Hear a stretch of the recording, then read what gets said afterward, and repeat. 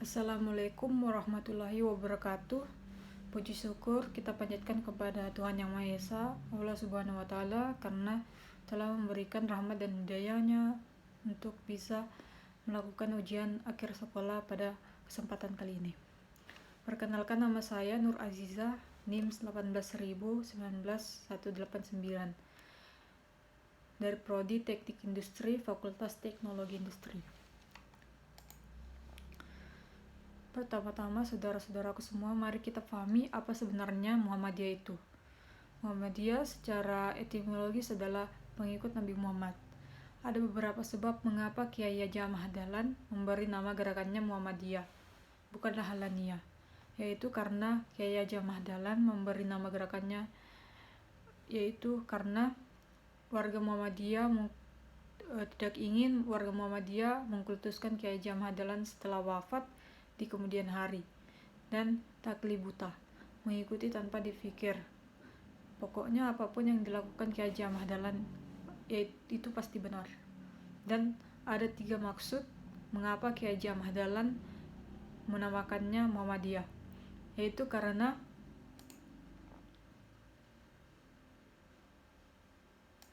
Kiai Haji Ahmad Dahlan berharap agar Muhammadiyah senantiasa beriktibar kepada Muhammad SAW dalam melaksanakan misi perjuangannya. Yang kedua, Kiai Haji Ahmad Dahlan berharap agar gerakan Muhammadiyah menjadi gerakan yang melanjutkan misi perjuangan Rasulullah seperti berhijrah ke Madinah dan menjunjung tinggi agama Islam dimanapun berada. Yang ketiga, Kiai Haji Ahmad Dahlan berharap agar gerakan Muhammadiyah dapat mewarisi sifat dan akhlak Rasulullah SAW dan akhlaknya, yaitu Al-Quran.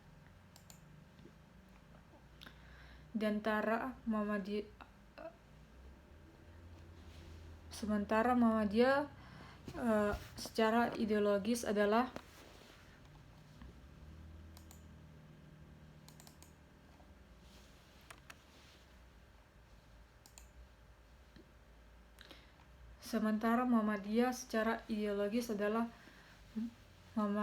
gerakan Islam dakwah amar ma'ruf nahi mungkar dan tajdid bersumber dari Al-Quran dan As-Sunnah.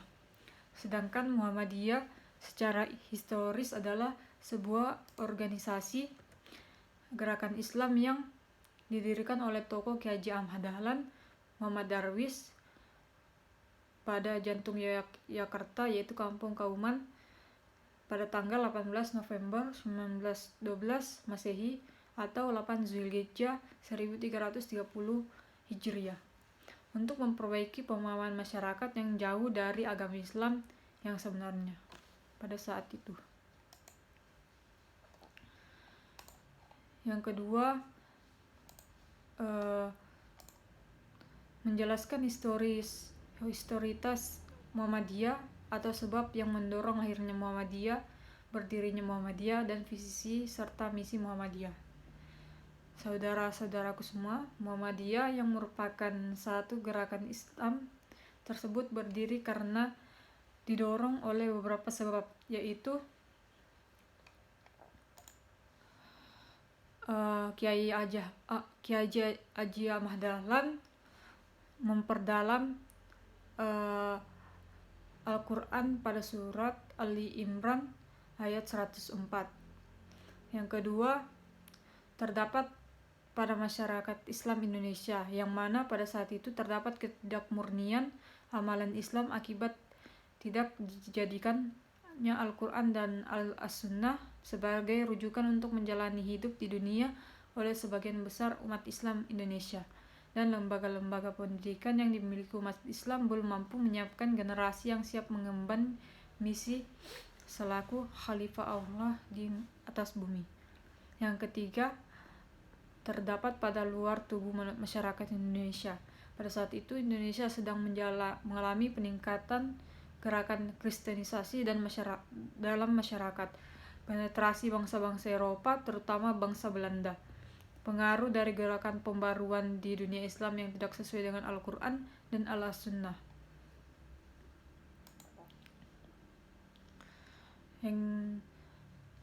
Dan dengan dilandasi dengan Al-Quran surat Ali Imran ayat 104 yang berbunyi, dan hendaklah di antara kamu ada segolongan orang yang menyuruh kepada kebajikan, menyuruh berbuat yang ma'ruf dan mencegah dari yang mungkar, dan mereka itulah orang-orang yang beruntung. Maka pada tanggal 12 November tahun 1912 di Kauman berdirilah gerakan Muhammadiyah. Yang ketiga, mengenal tokoh-tokoh Muhammadiyah. Di saat berdirinya, sebagian besar tokoh Muhammadiyah didominasi oleh kalangan abdi dalam santri Keraton Yogyakarta, antara lain Kiai Haji Ahmad Dahlan, Abdullah Shiroj, Haji Ahmad, Haji Muhammad Fatih, Raden Haji Sarkawi, dan Raden Haji Jalani.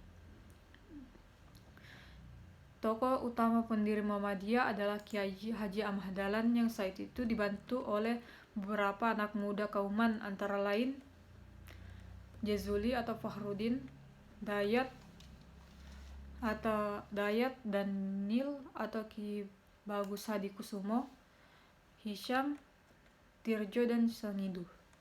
Selanjutnya, dalam pengorbanannya hingga sekarang Muhammadiyah sudah dipimpin oleh 15 orang tokoh, yaitu Kiai Haji Ibrahim, Kiai Haji Isyam, Kiai Haji Mas Mansur, Ki Bagus Hadikusumo, Buya A.R. Suta Mansur, Muhammad Yunus Anis, Ahmad Badawi, Fatih Usman, Kiai Haji A.R. Fahrudin, Kiai Haji Dr. Andes Ahmad Azhar Bashir, Profesor Dr. Andes Amir Rais MA, Profesor Dr. Andes Ahmad Syafi'i Ma'arif, Profesor Dr. Haji Din Syamsuddin, Dr. Haji Hadi Mansir MSI. Bahkan ada juga di antara tokoh-tokoh Muhammadiyah yang diberi gelar sebagai pahlawan nasional oleh pemerintah Republik Indonesia. Antara lain Kiai Haji Ahmad Dahlan sebagai pahlawan Kiai Haji Ahmad Dahlan, Walida Ahmad Dahlan, Kiai Haji Fahrudin atau Jazuli, Kiai Haji Mas Mansur, Ki Bagus Hadikusumo, Jenderal Sudirman, Buya Hamka, Insinyur Haji Juanda, Kasman, A.R. Baswedan, Ibu Fatmawati, dan Insinyur Soekarno.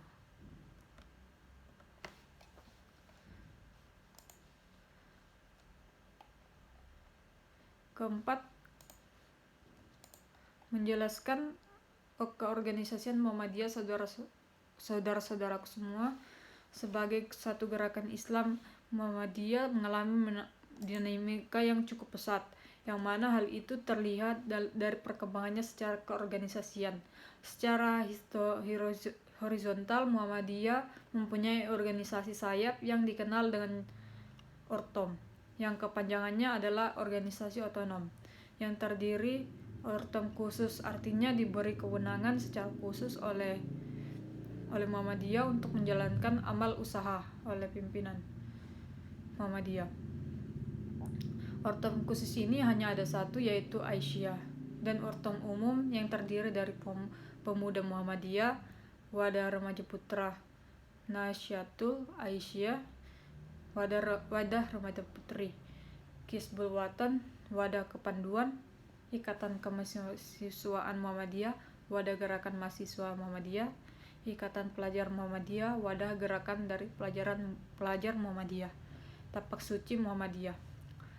Sementara secara vertikal, Muhammadiyah mempunyai jaringan struktur organisasi yang rapi dan kuat yang terdiri dari ranting, cabang, daerah, wilayah, dan pusat. Bahkan jaringan keorganisasian Muhammadiyah juga sudah go internasional, yang ditandai dengan berdirinya organisasi di luar negeri, diantaranya adalah PCIM.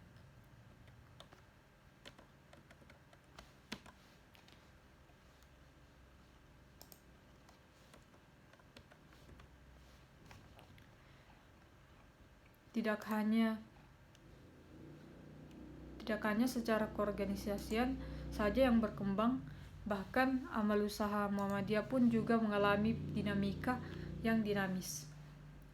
ada 5 bidang amal usaha yang digarap oleh Muhammadiyah dengan berbagai bentuk kegiatan nyata di tengah-tengah masyarakat, antara lain di bidang keagamaan yang muncul dalam bentuk gerakan program, gerakan yang sejak berdirinya menanamkan akidah atau keyakinan, memperdalam dan memperluas pemahaman, meningkatkan pengalaman, serta menyebarluaskan ajaran agama Islam. Di bidang pendidikan, yaitu muncul dalam bentuk pesantren, sekolah, madrasah, sekolah modern, perguruan tinggi, akademi, melahirkan generasi muda. Majelis pendidikan dasar atau dari SD sampai SMA. Bidang sosial dan kesehatan muncul dalam bentuk penyaluran zakat mal, zakat fitrah kepada orang miskin, menginisiasi berdirinya panti asuhan kepada anak yatim, panti miskin, panti jompo, dan balai kesehatan seperti klinik, poliklinik, RSI ibu dan anak, rumah sakit, dan juga melakukan pendampingan kelas kaum duafa. Pada bidang ekonomi dan pemberdayaan masyarakat muncul dalam bentuk BPR, BTM, koperasi, lukmat, tokomu, lazisme, majelis ekonomi dan kewirausahaan. Pada bidang hukum muncul dalam bentuk majelis hukum dan HAM dan lembaga-lembaga